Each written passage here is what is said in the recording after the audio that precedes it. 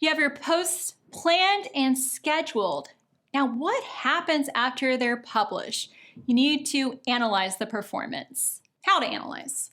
You can use channel analytics and filter by engagements over a period of time. So this capability is going to vary by the channel. You can track the engagements that matter to your business, whether that be comments, shares, link clicks, and saves. Make a note of patterns and adjust your strategy. For a more in-depth overview, you might consider a third-party tool. You'll be able to track your posting patterns. That means how much of each post type you're posting over a period of time.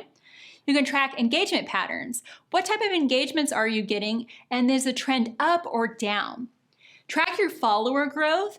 This is great. If you see any spikes or dips, you can take a dive into your content and figure out what happened. Track your impressions and your reach.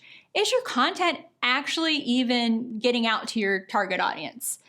And you can filter by time period. So let's talk about reach versus impressions, because there's some confusion about the difference. What's key about these is it's determining if your content is even being shown and seen by your target audience. Reach is the total number of unique people who saw your content. Twitter does not track reach. The total number of unique people. Impressions are the number of times your content was shown, meaning that one person can have multiple impressions, whereas reach is counting unique people. So keep in mind, a very small portion of your organic audience will actually see your content. So that's where you want to keep posting, because very few of your audience is actually seeing that piece of content.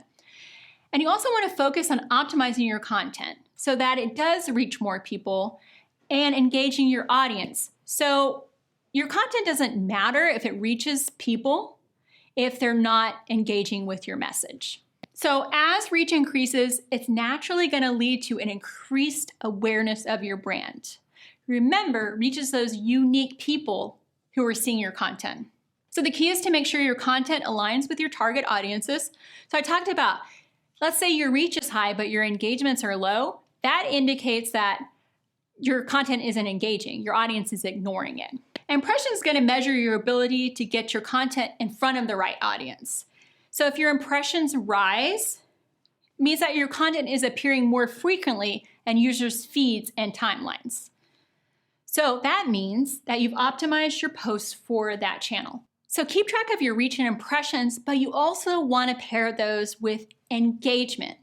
So it doesn't matter if your content is getting to your right audience if they're ignoring your message.